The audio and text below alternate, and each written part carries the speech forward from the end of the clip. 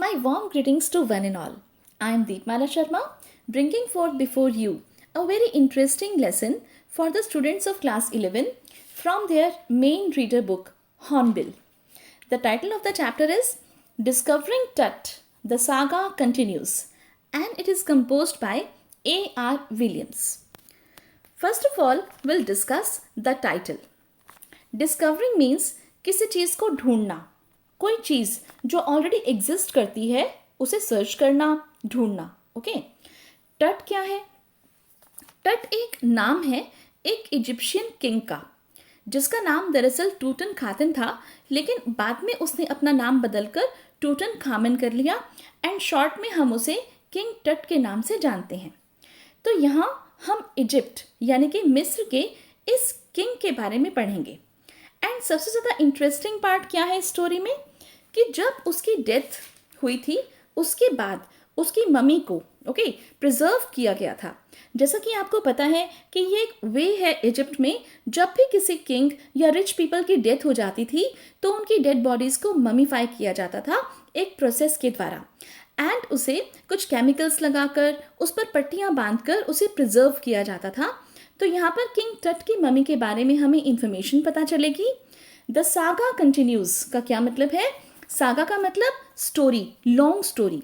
तो यहाँ पर राइटर कह रहे हैं कि टट की डेथ के बाद भी उसकी कहानी चलती रही थ्रू हिज मम्मी, क्योंकि उसकी मम्मी को एक्सप्लोर किया गया ये जानने के लिए कि टट की डेथ क्यों हुई एंड कैसे हुई एंड कब हुई. तो किंग टट की डेथ के बाद भी उसकी इन्वेस्टिगेशन चलती रही उसकी मम्मी पर, इसलिए कंटिन्यूस कि लगातार जारी है. क्या जारी है? जी हाँ, किंग टट की डिस्कवरी, उसकी मम्मी पर इन्वेस्टिगेशंस एंड क्यों, सो दैट जो मिस्ट्री है उसकी डेथ के पीछे उसका पता लगाया जा सके. क्या मिस्ट्री है कि किंग टट की डेथ कैसे हुई, how did King Tut die and what was his age at the time of his death. तो ये है आपके चैप्टर का title, discovering Tut the saga continues. Sounds interesting, isn't it? Now before we start the in depth study of the chapter, मैं आपको बता दूं कि बेसिकली ये चैप्टर एक इंटरमिंगलिंग है, यानी मिक्सचर है. Okay, history, myths and science का. यहाँ हम कुछ हिस्टोरिकल फैक्ट्स स्टडी करने वाले हैं, आर्कियोलॉजिकल डिटेल्स को स्टडी करेंगे, कुछ ऐसे मिथ्स यानी सुपरस्टिशंस के बारे में जानेंगे जिन पर लोग अंधविश्वास करते हैं, लेकिन अबव ऑल हम ये सब स्टडी करेंगे with the help of science and scientific technologies, right. तो एक्चुअली जो चैप्टर की सेटिंग है वो डेट है 5 जनवरी 2005 एंड टाइम है शाम के 6 बजे, जिस दिन किंग टट की मम्मी को उसके टूम में से यानी मकबरे में से बाहर निकाला गया था फॉर इट्स सिटी स्कैन. अब पहले तो आप ये समझ लीजिए कि टूम का क्या मतलब है, मकबरा क्या होता है. देखिए, मकबरा वो प्लेस होती है जहाँ पर डेड बॉडीज़ को दफनाया जाता है. जैसे आपने ताजमहल तो देखा ही होगा, तो ताजमहल में भी जैसे किंग शाहजहां एंड इस वाइफ मुमताज की जो डेड बॉडीज़ हैं उन्हें बरी किया गया है, दफनाया गया है, तो वो प्लेस एक टूम है, मकबरा है. तो इसी तरह से किंग टट की डेथ के बाद उनकी बॉडी को पहले ममीफाई किया गया, उस पर कुछ केमिकल्स लगाए गए, पट्टियाँ बांधी गई एंड देन उसे दफना दिया गया. तो उसके टूम में से उस डेड बॉडी को, उसकी मम्मी को बाहर निकाला जा रहा है फॉर इट्स सिटी स्कैन. किस दिन? ये डेट इंपॉर्टेंट है, आप इसे मेमोराइज करेंगे. 5 जनवरी 2005, यही हमारे चैप्टर की सेटिंग है, राइट. अब ये सिटी स्कैन क्या है? CT की फुल फॉर्म होती है कंप्यूटेड टोमोग्राफी, जिसमें जिस बॉडी का सिटी स्कैन करना है उसे एक मशीन में रखा जाता है एंड 3 डायमेंशनल रेज उस बॉडी में से पास होती हैं एंड हमें बिल्कुल अच्छे से पता चल जाता है जो भी कुछ डैमेज या प्रॉब्लम होगी इनसाइड द बॉडी. ओके, और वैसे भी आपको पता है साइंस के फील्ड में लगातार प्रोग्रेस हो रही है. साइंटिस्ट हर दिन नई टेक्निक्स डिस्कवर कर रहे हैं, नई टेक्नोलॉजीज इन्वेंट कर रहे हैं. तो किंग टट की मम्मी ऐसी पहली मम्मी थी जिसका सिटी स्कैन हुआ. कब? 5 जनवरी 2005 को शाम 6 बजे अंडर द लीडरशिप ऑफ जाही हवास. अब जाही हवास कौन है? ये बेसिकली सेक्रेटरी जनरल हैं इजिप्ट की सुप्रीम काउंसिल ऑफ एंटिक्विटीज़ के, ये आपकी एनसीईआरटी के टेक्स्ट में मेंशन है और आप इसे याद रखेंगे क्योंकि आ सकता है कि हु इज़ ज़ाही हवास, राइट। एंड इन्हीं की लीडरशिप में, इन्हीं की गाइडेंस में, इन्हीं की सुपरविजन में किंग टट की बॉडी का सीटी स्कैन परफॉर्म किया जा रहा है। अब यहाँ ये क्वेश्चन रेज होता है कि आखिर साइंटिस्ट एंड आर्कियोलॉजिस्ट क्यों चाहते हैं किंग टट को डिस्कवर करना। तो इसके लिए see the beginning of the chapter. He was just a teenager when he died. अब यहाँ पर ही कौन है? ही यहाँ पर है किंग टट, ओके। वो जस्ट एक टीनेजर थे। टीनेजर का मतलब the person who is in his teen age, okay. Teens में जब हम होते हैं किसी भी हमारे जैसे पूरी लाइफ में आपको पता है, जैसे ईयर वाइज यदि देखें तो कोई 1 ईयर, 2 ईयर, 3 ईयर, ओके। इस तरह से 4, 5, 6, 7, 8, 9, 10, 11, 12, ओके। 12 के बाद यानी कि जैसे हम 13 ईयर्स के होते हैं तो तब से हमारी टीन एज स्टार्ट होती है and it continues till 19, okay. क्योंकि 19 के बाद फिर 20 आ जाता है। तो जिन जिन ईयर्स के आगे टीन लगा हुआ है दैट इज टीन एज। तो इस तरह से जो किंग टट थे 13 to 19 के एज के बीच के होंगे, तभी जो है वो जैसे उनकी डेथ हो गई, right. The last heir of a powerful family that had ruled Egypt and its empire for centuries, he was laid to rest laden with gold and eventually forgotten. The last heir of, यहाँ पे देखिए ये जो word है HEIR, इसका क्या मतलब है? पहले तो इसकी प्रोनाउंसिएशन देखिए। It's not here, it's air, okay. Air means successor यानी कि वंशज, ओके। तो ये जो किंग टट थे ये इजिप्ट में यानी कि मिस्र में एक बहुत ही पावरफुल फैमिली थी, उसके लास्ट सक्सेसर थे, वंशज थे, ओके। यानी कि इनके बाद फिर और कोई राजा उस फैमिली से नहीं बना। He was the last king of that powerful family. और उस फैमिली ने इजिप्ट में सेंचुरीज तक यानी कि काफ़ी सदियों तक, काफ़ी वर्षों तक, काफ़ी सदियों मतलब सेंचुरी का मतलब 100 ईयर्स, तो बहुत सारे 100 ईयर्स तक उन्होंने शासन किया था। फिर उसकी डेथ हो गई and he was laid to rest, okay, laden with gold and eventually forgotten. फिर उन्हें जो है आप ये देखिए कि बहुत सारे गोल्ड के साथ, ओके, जब उनकी डेथ हो गई तो बहुत सारे गोल्ड के साथ हैवीली लोडेड विद गोल्ड दफना दिया गया, ओके। एंड उसके बाद उन्हें भुला दिया गया। Since the discovery of his tomb in 1922, the modern world has speculated about what happened to him, with murder being the most extreme possibility. अब जब से उनकी टूम की डिस्कवरी हुई थी, कौन से ईयर में उनके टूम को सबसे पहले खोजा गया था? इन 1922। तो मॉडर्न वर्ल्ड तब से अंदाज़ा लगा रहा है कि उनकी जो डेथ है वो कैसे हुई होगी, क्योंकि बहुत सारे लोग ये समझते हैं कि उनकी डेथ जो है वो शायद से किसी ने उनका मर्डर किया होगा। Now leaving his tomb for the first time in almost 80 years, Tut has undergone a CT scan that offers new clues about his life and death and provides precise data for an accurate forensic reconstruction of the boyish pharaoh. तो देखिए सबसे पहले king Tut की जो dead body है उसे कब ढूंढा गया था? 1922 में। इस इंसिडेंट के बारे में भी हम चैप्टर में डिटेल में पढ़ेंगे, ओके, किसने ढूंढा, कैसे ढूंढा, क्या कुछ हुआ। लेकिन आज की जो हमारे चैप्टर की जो सेटिंग है वो है उसके 80 ईयर्स के बाद, मीन्स 1922 के 80 ईयर्स के बाद। डेट आपको याद ही होगी, 5 जनवरी 2005। किंग टट की मम्मी को फिर से बाहर निकाला जा रहा है वही सब चीज़ें पता करने के लिए, उनकी लाइफ एंड डेथ के बारे में, ओके। और सीटी स्कैन उनका आज किया जाएगा जिससे कि प्रिसाइज डेटा मिलेगा। प्रिसाइज का मतलब क्लियर एंड एक्यूरेट, ओके। किस चीज़ का डेटा? उनकी फोरेंसिक रिकंस्ट्रक्शन की जाएगी। फोरेंसिक रिकंस्ट्रक्शन, फोरेंसिक का मतलब हम कह सकते हैं कि it's a medical test in which a machine जिसमें एक जो पूरी बॉडी है उसके स्ट्रक्चर के बारे में हमें डिटेल में स्टडी करनी होती है। ये पता चलता है कि जो बॉडी है उसके साथ एक्चुअली क्या हुआ था। बॉडी की जो इंट्रिकेट डिटेल्स हैं उनके बारे में हम स्टडी करते हैं फोरेंसिक में, ओके। रिकंस्ट्रक्शन का मतलब भी आपको पता ही है कि दोबारा से उसे इन्वेंट करना, ओके, कंस्ट्रक्ट करना।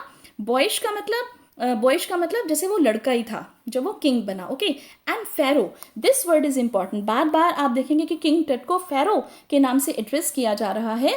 फेरो जो है वो दरअसल इजिप्शियन किंग होते हैं, राइट।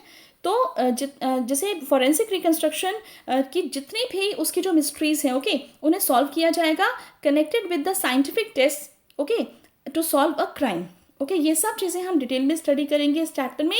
और बेसिकली ये जो दिन है ये वो दिन है जब सिटी स्कैन उस बॉडी का परफॉर्म किया जा रहा है। तो आई थिंक आपको ये इंट्रोडक्शन समझ में आई होगी। तो जो किंग टट थे उनकी डेथ ऑलमोस्ट 3300 ईयर्स अगो हुई थी। एंड आज यानी 5 जनवरी 2005 को इसे बाहर निकाला जा रहा है फॉर सिटी स्कैन। तो जो किंग टट की डेड बॉडी है वो है अफ्रीका में। ओके अफ्रीका में वैली ऑफ किंग्स में। आप देखिए ये आपकी बुक में वैली ऑफ किंग्स का मैप गिवन है जहाँ पर इजिप्ट के बाकी किंग्स को भी उनकी डेथ के बाद बरी किया गया। देखिए एग्जैक्टली यहाँ पर है वैली ऑफ किंग्स। बरी, अब ये वर्ड भी आप समझिए, बरी BURY, ओके यानी कि दफनाया गया।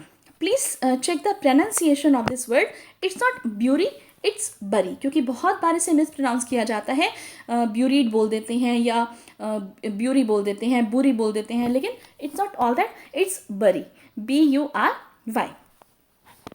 तो आप ये देखिए जिस दिन सिटी स्कैन होना था राइटर कहते हैं कि उस दिन ऐसा लग रहा था कि हवाओं को बहुत ज़्यादा गुस्सा आ रहा था। जहाँ से आपका चैप्टर स्टार्ट होता है ये मेंशन्ड है, an angry wind stirred up ghostly dust tables. Okay ऐसा लग रहा था कि हवा जो है वो बहुत गुस्से में है, बहुत तेज़ हवा चल रही थी। एंड वहाँ जो रेगिस्तान था वहाँ मिट्टी ही मिट्टी थी। एंग्री विंड यानी बहुत तेज़ चल रही हवाओं ने धूल के बड़े बड़े बादल वहाँ पर बना दिए थे। And it was all ghostly, ऐसा लग रहा था कि something super natural is happening, क्योंकि किंग टट को उनकी रेस्टिंग प्लेस में से यानी कि जहाँ वो अपनी मौत के बाद शांति से चैन की नींद सो रहे थे वहाँ से बाहर निकाला जा रहा था। तो ऐसा लग रहा था कि जैसे पूरे एनवायरनमेंट में हवाओं को भी गुस्सा आ रहा था, पूरा क्लाइमेट एकदम से चेंज हो गया था, धूल के बड़े बड़े बादल एकदम घोस्ट की शेप वहाँ पर ले चुके थे। मैंने आपको बताया ही था कि ये जो चैप्टर है इसमें हम हिस्टोरिकल डिटेल स्टडी करेंगे, साइंस के बारे में स्टडी करेंगे और मिथ्स यानी कि सुपरस्टिशंस के बारे में भी स्टडी करेंगे। तो इस तरह का एनवायरनमेंट एक क्रिएट किया गया है थ्रू आउट द चैप्टर, तो इससे चैप्टर काफ़ी इंटरेस्टिंग भी लगता है। देखिए सारी दोपहर वहाँ टूरिस्ट्स किंग टट के टुम को देखने के लिए आते रहे जो कि 26 फीट अंडरग्राउंड बनाया गया था। वो टुम की दीवारों पर बने मुराल्स यानी कि पिक्चर्स को देख रहे थे। वो किंग टट के गिल्डेड फेस यानी his face was covered with gold को देख रहे थे। एंड सबसे ज़्यादा जो बात उन्हें स्ट्राइक कर रही थी दैट वाज कि किंग टट का जो कॉफिन यानी कि ताबूत था जिसमें उनकी डेड बॉडी को रखा गया था, वैसे तो वो 3 लेयर्ड था, ओके कि 3 उसमें कॉफिन्स थे अंदर, लेकिन जो आउटर कॉफिन लिड था, जो सबसे बाहर का जो कॉफिन का जो ढक्कन था है उसकी शेप जो है वो एकदम मम्मी की शेप का था। राइट बाहर एक मास्क सा लगा हुआ था, ऐसा लग रहा था कि मम्मी जैसे अंदर है वैसे ही एकदम बाहर से वो दिखाई दे रहा था। सभी किंग टट को देखकर, उसकी अनटाइमली डेथ को देखकर एंड ये सोचकर कि फ़ैरो यानी इजिप्शियन किंग को बाहर निकाला जा रहा है तो कहीं कुछ गलत काम या कोई अपशकुन तो नहीं हो जाएगा, ये जो राजा है ये कहीं हम सबको श्राप तो नहीं दे देगा, इन सब के बारे में बातें कर रहे थे। सभी डर रहे थे कर्स से, फ़ैरो के कर्स से। ओके तो जैसे ही मम्मी को बाहर निकाला ज़ाही हवास ने कहा कि मम्मी जो है it's in very bad condition because of what Carter did in 1920s। अब एक बार फिर से मैं आपको बताती हूँ ज़ाही हवास कौन है। तो ये हैं secretary general Egypt supreme council of antiquities के। ये देखिए ये यहाँ पर आपकी बुक में मेंशन भी है। राइट तो आप इसे लर्न रखेंगे कि ज़ाही हवास और इन्हीं के सुपरविजन में मैंने आपको बताया था कि सिटी स्कैन का जो प्रोजेक्ट है ये आज चल रहा है 5 जनवरी 2005 को। तो उन्होंने कहा कि मम्मी जो है it's in very bad condition because of what Carter did in 1920s। तो यहाँ से आप समझ सकते हो कि ऐसा नहीं था कि आज for the first time king Tut की डेड बॉडी को इन्वेस्टिगेशन के लिए बाहर निकाला जा रहा हो। राइट दरअसल हॉवर्ड कार्टर नाम के एक ब्रिटिश आर्कियोलॉजिस्ट ने सबसे पहले 1922 में किंग टट की टूम को डिस्कवर किया था and he studied about the mummy for the first time. उन्होंने फाइंड आउट किया था कि जो किंग टट की डेड बॉडी या ममी कह लीजिए उसे 3 लेयर के कॉफिन में रखा गया था। उसके साथ आफ्टर लाइफ के लिए ऐसी बहुत सारी चीज़ें रखी गई थी क्योंकि इजिप्शियंस जो है वो डेथ के बाद भी आफ्टर लाइफ में विश्वास करते थे। राइट मैंने आपको बताया था एंड दे बिलीव्ड कि इंसान को मरने के बाद भी इन सभी चीज़ों की ज़रूरत पड़ेगी, इसलिए किंग टट के साथ भी इस सारे सामान को रखा गया था, जैसे board games, linen undergarments, bronze razor, cases of food and wine. जब उस 3 नेस्टेड कॉफिन को खोला गया तो फर्स्ट कॉफिन को खोलने के बाद उसे मिली कुछ गार्लेंड्स, ओके, एंड वो गार्लेंड्स थी विलो एंड ओलिव लीव्स की, साथ में वाइल्ड सेलरी मिली, लोटस पेटल्स मिले, कॉर्नफ्लावर्स मिले।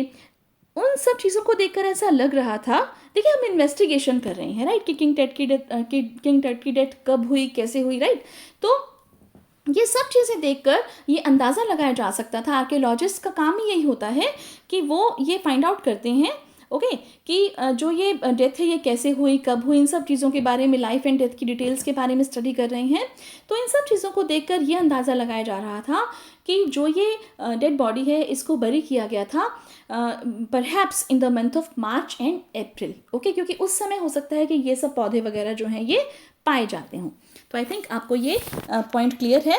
एंड साथ के साथ हम ये भी ध्यान करेंगे कि हु वॉज हॉवर्ड कार्टर, ये भी एग्जाम में बहुत बार पूछ लिया जाता है। He was a British archaeologist. In 1922, he discovered King Tut's dead body after years of futile searching. काफ़ी समय तक वो वैसे ही घूमते रहे। फ्यूटाइल का मतलब जब किसी भी चीज़ का, किसी भी काम का कोई रिजल्ट नहीं निकलता, ओके।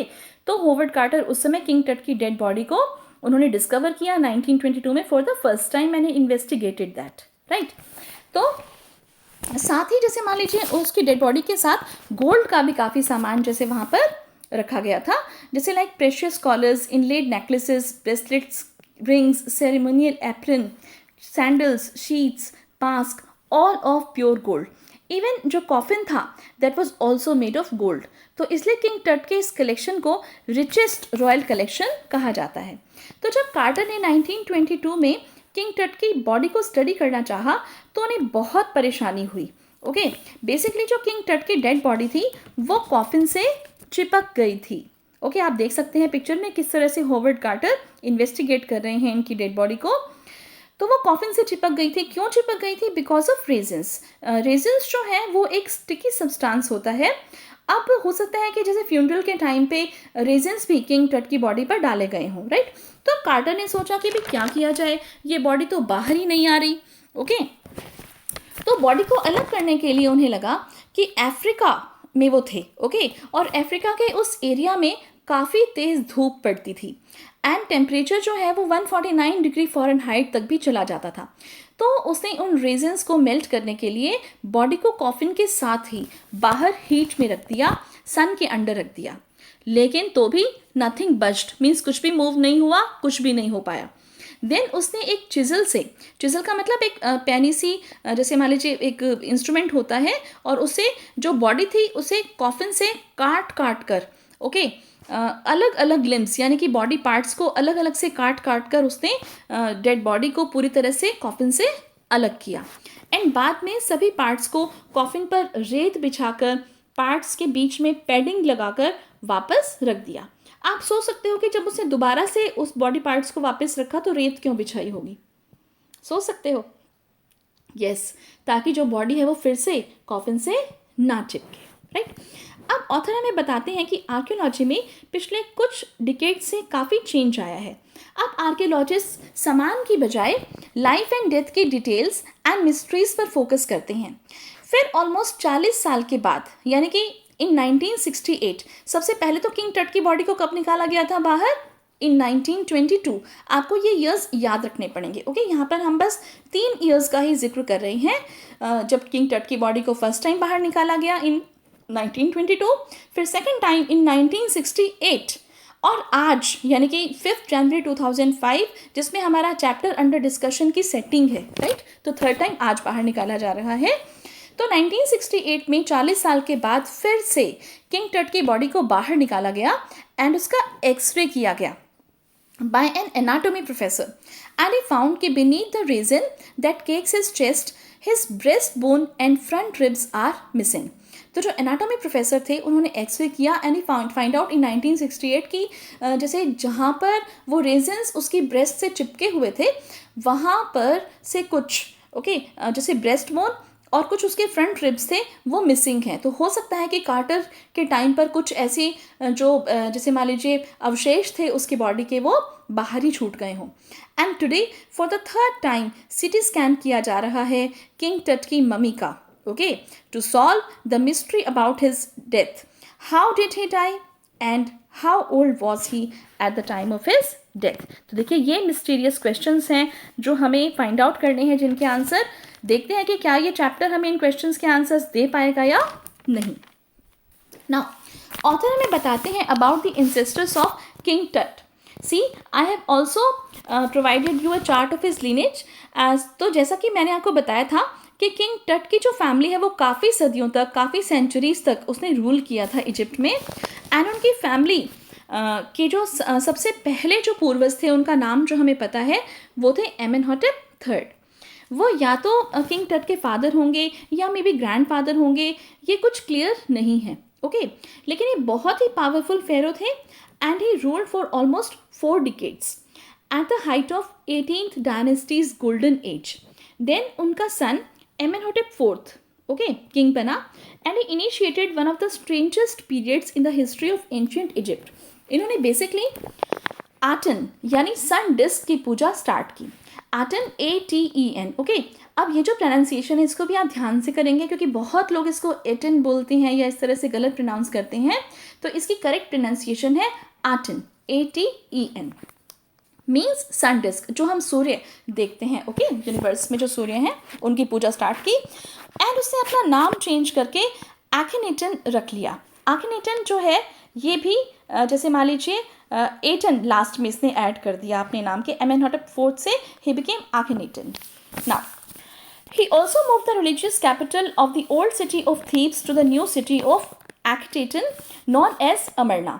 उसने क्या किया कि कैपिटल भी चेंज कर दी और उसने अपनी कैपिटल को थीब्स से चेंज करके आखिटेटन में शिफ्ट कर लिया, जिसे आज अमरना के नाम से जाना जाता है। साथ ही उसने आमन की मूर्तियां भी तुड़वा दी। अब आमन क्या है? AMUN, ये उस समय का फेमस गॉड था, मीन सभी लोग उसी की पूजा करते थे। तो उसने उसकी मूर्तियां तुड़वा दी क्योंकि उसने तो आटन की पूजा स्टार्ट कराई थी। ओके तो उसके मंदिर भी बंद करा दिए एंड ये बहुत ही वैकी WACKY यानी कि सन की राजा था। एंड फिर उसकी डेथ के बाद एक और मिस्टीरियस रूलर जिसका नाम था स्मैंक करे, वो थोड़े टाइम के लिए आया एंड उसके बाद टूटन खातन थ्रोन पर बैठा, जिसे हम आज किंग टट के नाम से जानते हैं। बॉय किंग ने जल्दी ही अपना नाम बदलकर टूटन खामन रख लिया। That means living image of आमन, यानी स्टार्टेड द वर्शिप ऑफ आमन, यानी कि फिर से उसने जैसे मान लीजिए आमन की जो वर्शिप है वो स्टार्ट करा दी और आटन की जो वर्शिप है उसे बंद कर दिया। Once again he reigned for about 9 years। Okay अब इस बार जो है, अभी देखिए बहुत ही शॉर्ट टाइम के लिए जो है ये सब किंग्स आ रहे थे, लेकिन जो अब टूटन खामन है he ruled for almost 9 years and then died unexpectedly. और फिर वो एकदम से अचानक से मर गया। Nobody knows about the reasons behind his death. Okay तो चाहे वो कितना भी फेमस रहा हो, राइट, लेकिन आज वो इजिप्ट की 600 ममीज में से एक है एंड ये काउंटिंग 2003 के अकॉर्डिंग है, जो कि ज़्यादा भी हो सकती है। और नेक्स्ट अब उसका सिटी मशीन से स्कैन किया जा रहा है, जो कि डोनेट की है National Geographic Society and Siemens. Okay इसके मैन्युफैक्चरर ने। तो अब हम पढ़ेंगे सिटी मशीन ने मम्मी को हेड से टो तक जब स्कैन किया तो क्या हुआ। तो देखिए तो अब जैसे मान लीजिए 1700 digital x-ray images cross section में क्रिएट हुई। टट के हेड को 0.62 मिलीमीटर के स्लाइसेस में स्कैन किया गया to register its intricate structure. वहाँ पूरी की पूरी एक टीम मौजूद थी। किस किस की?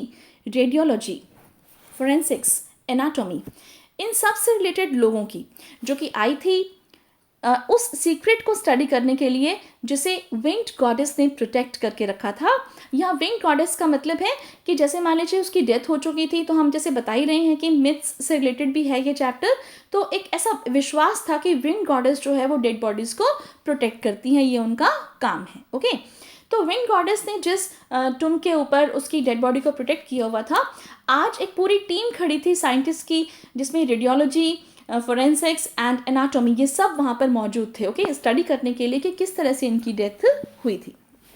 नाउ स्कैन की रात को वर्कमैन टट को अपने टुम में से एक बॉक्स में डालकर रैंप पर से होते हुए कुछ सीढ़ियाँ चढ़कर स्वर्लिंग सैंड में से होते हुए एक हाइड्रोलिक लिफ्ट तक ले गए। फिर उसे जो है सिटी मशीन में रखा गया। पहले तो आप समझिए स्वर्लिंग सैंड का क्या मतलब है। स्वर्लिंग सैंड, स्वर्लिंग का मतलब होता है भंवर, क्योंकि जैसे मान लीजिए जो जो वहाँ पे मौसम जो था वो बहुत तेज़ हवाएं चल रही थी, राइट। और बहुत तेज़ हवाएं चलने से क्या हुआ कि जो धूल थी, मिट्टी थी, वो बहुत ज़्यादा उड़ रही थी, राइट। और उससे जो है ऐसा लग रहा था कि मिट्टी जैसे गोल गोल घूम रही है। आप इमेजिन कर सकते हैं अपने माइंड में, यदि आपने कभी मूवीज़ में इस तरह से स्वर्लिंग सैंड देखी हो, जस्ट लाइक पाल बियर्स। अब पाल बियर्स की तरह से वो उस बॉडी को ले जा रहे थे। पहले आप पाल बियर्स समझिए कौन होते हैं। पाल बियरर्स यानी कि जो लोग डेड बॉडी को उठाकर लेके जाते हैं, ओके। अब वो एक हाइड्रोलिक लिफ्ट में उसे लेकर गए, राइट। हाइड्रोलिक लिफ्ट का भी पिक्चर मैंने आपको प्रोवाइड किया, आप अपनी स्क्रीन पर देख सकते हो, ठीक है। तो मशीन से क्या है कि जैसे भारी सामान उठाने के लिए हाइड्रोलिक लिफ्ट का यूज़ किया जाता है। तो किंग टट की डेड बॉडी को पहले पाल बियरर्स की तरह जो है वो उठाकर और लेकर आए, हाइड्रोलिक लिफ्ट तक उसे लेकर आए। फिर उस हाइड्रोलिक लिफ्ट में उसे रखकर ट्रेलर में रखे स्कैनर में ले जाया गया, ओके। लेकिन तभी 20 मिनट्स लेटर 2 आदमी बाहर आए एंड 2 वाइट प्लास्टिक फैंस वो लेकर गए, ओके। तो $1 मिलियन स्कैनर खराब हो गया था क्योंकि उसके एक कूलर फैन में सैंड चली गई थी। आप सोचिए इतनी महंगी मशीन, ओके, और सिटी स्कैन किया जा रहा था एंड इट स्टॉप्ड वर्किंग, वो खराब हो गई, राइट। तो किसी गार्ड ने ऐसे हंसकर कहा कि ये कर्स ऑफ फेरो है, यानी कि राजा का अभिशाप है कि वो नहीं चाहता कि उसकी बॉडी के ऊपर सिटी स्कैन किया जाए, ओके। लेकिन सब्स्टिट्यूट फैंस ने ठीक से काम किया एंड प्रोसीजर कंप्लीट हो गई। 3 घंटे से भी कम टाइम लगा, ओके। ये सब हो गया कंप्लीट एंड फिर फेरो को फिर से वहीं उसके टुम में बरी कर दिया गया। अब हमें पता चलता है कि सिटी स्कैन जो किया था उसका रिजल्ट क्या निकला। ऑथर हमें बताते हैं, ये एग्जाम पॉइंट ऑफ व्यू से भी इंपॉर्टेंट है, पेपर में पूछ लिया जाता है कि what was the result of the CT scan performed on king Tut's body. तो देखिए बहुत ही शानदार इमेजेस, ये देखिए यहाँ से ये मैं आपको एक्सप्लेन कर रही हूँ कि back in the trailer technician pulled up astonishing images of टट ऑन अ कंप्यूटर स्क्रीन। यहाँ से मैं आपको एक्सप्लेन कर रही हूँ। तो बहुत ही शानदार इमेजेस किंग टट की अब कंप्यूटर स्क्रीन पर थी। पिक्सेल्स को स्कैटर किया गया एंड एक ग्रे हेड बन गया। टेक्नीशियन इसे चारों ओर घुमा पा रहा था। नेक वर्टेब्रे भी बिल्कुल साफ दिख रही थी। बाकी इमेजेस में भी उसका एक hand, rib cage and skull सब दिखाई दे रहा था। तो ये थे रिजल्ट्स ऑफ सिटी स्कैन। अब ज़ाही हवास कहते हैं कि अब प्रेशर खत्म हो गया था। वो पिछली रात इस टेंशन में सो भी नहीं पाए थे कि सब कुछ ठीक ठाक से हो भी जाएगा कि नहीं, कि कहीं कोई गड़बड़ तो नहीं हो जाएगी। बट देन ही सेज कि he will go and sleep, कि वो अब शांति से सो पाएंगे। अब जैसे ही वो ट्रेलर से नीचे उतरे, विंड हैड स्टॉप्ड। अब देखिए बार बार ऑथर ने ये एनवायरनमेंट बनाया है कि जब किंग टट को उसकी रेस्टिंग प्लेस से, उसके टूम से बाहर निकाला गया तो विंड को भी जैसे गुस्सा आ गया, बहुत तेज हवाएं चलने लगी, डस्ट डेविल्स बनने लगे, ओके। और जैसे ही उनको वापस से वहाँ पर रखा गया and they also came down from the trailer, तो तभी की तभी जो है विंड भी एकदम स्टॉप हो गई। और वैसे भी वैली ऑफ द किंग्स में एकदम आपको पता ही है कि जैसे रेगिस्तान में, डेजर्ट में कैसा टेम्परेचर होता है, राइट। दिन में तो वहाँ पे बहुत ज़्यादा गर्मी होती है, तभी तो हॉवर्ड कार्टर ने किंग टट की बॉडी को बाहर टेम्परेचर ज़्यादा होने की वजह से मेल्ट करने के लिए रख दिया था, क्योंकि वो रेजिन्स की वजह से चिपक गई थी कॉफिन से, राइट। लेकिन रात को तो जैसे डेजर्ट एरिया में बहुत ज़्यादा ठंड हो जाती है, जो टेम्परेचर है वो माइनस में भी चला जाता है, राइट। तो एकदम कोल्ड जो हवा है वो वहाँ पर जैसे अब हो गई थी एंड सब कुछ शांत हो गया था। किंग टट के टुम के जस्ट ऊपर आसमान में एक कॉन्स्टिलेशन दिखाई दे रहा था and that was Orion constellation. अब ये जो ओरियन कॉन्स्टिलेशन है इसके बारे में आपने अपनी साइंस में भी पढ़ा होगा।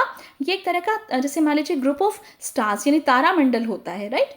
लेकिन इजिप्शियंस इसे ओसिरिस की सोल मानते हैं। अब ओसिरिस कौन है? इजिप्शियंस ऐसा मानते हैं कि ये गॉड ऑफ आफ्टर लाइफ है। He is watching over the boy, means he is protecting the king. So, it was all about discovering Tut. The saga continues. अब इस चैप्टर का सोर्स जो है वो है नेशनल जोग्राफिक की वॉल्यूम 207 में नंबर 6। ये जो है इसका सोर्स यहाँ पर गिवन है, मेंशन्ड है। एंड मैं आपको बता दूं कि इस पर बेस्ड डॉक्यूमेंट्री भी नेशनल जोग्राफिक चैनल पर बहुत बार टेलीकास्ट हुई है। मैंने भी बहुत बार देखी है। Quite interesting it is. अब ये तो थी वो बातें जो बुक में मेंशन थी इस चैप्टर के बारे में। मैंने आपको अभी बताया कि साइंस में लगातार एडवांसमेंट्स हो रहे हैं एंड जब ये चैप्टर लिखा गया था that is talking about the year 2005, but now we are in 2020। इस दौरान और भी बहुत सारी नई नई इन्वेंशंस, नई नई टेक्नोलॉजीज इन्वेंट हुई हैं साइंस में, राइट। एंड किंग टट की बॉडी को भी और भी ज़्यादा बार बाहर निकाल कर इन्वेस्टिगेट किया जाता रहा है। बीच बीच में उस मिस्ट्री के सॉल्यूशंस के कंक्लूजन पर भी साइंटिस्ट पहुंच रहे हैं। ओके, कुछ ने कहा है कि किंग टट की जो डेथ थी वो कोई मर्डर मिस्ट्री नहीं है, बल्कि वो एक नेचुरल डेथ थी। उसे फीवर या मलेरिया हुआ था एंड उसकी एक लेग जो थी वो भी इंजर्ड हो गई थी, एंड ये इन्फेक्शन जो था उसकी लेग में ये बाद में पूरी बॉडी में फैल गया एंड सो ही डाइड। लेकिन अब भी किसी कॉन्क्रीट निष्कर्ष पर नहीं पहुंचा जा सका है। शायद यही है गॉड की पावर, जिसका जिक्र भी टाइम एंड अगेन चैप्टर में हुआ है। तो ये था आपका chapter based on history, myths and science, discovering Tut the saga continues. Now I'm providing you the solutions of NCERT questions. You can take the screenshots of these questions or you can note them down by pausing the video. Okay? These all are the solutions. First question है आपका, उसका ये first part है, and then second part, third part, fourth part, then we have fifth part. इसी तरह से second जो question है उसके भी 4 पार्ट्स के सॉल्यूशंस हैं। मैंने सभी यहाँ पर आपको प्रोवाइड किए हैं क्योंकि आप सभी स्टूडेंट्स की ये बार बार डिमांड हो रही थी कि मैम क्वेश्चंस पर भी आप फोकस कीजिए। तो इनके अलावा जो क्वेश्चंस हैं वो मैंने चैप्टर में आपको जैसे अपने खुद के नोट्स बनाकर प्रोवाइड किए हैं उसके सॉल्यूशंस, जैसे होवर्ड कार्टर कौन था, जाही हवास कौन था। ओके, टाइटल को अच्छे से एक्सप्लेन किया है हमने।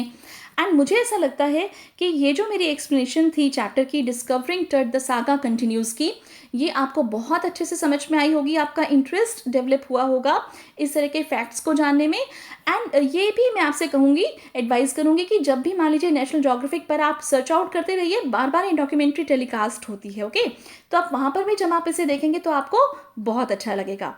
Thank you for watching this video and for more videos please like and subscribe to my channel DS English. Thanks a lot.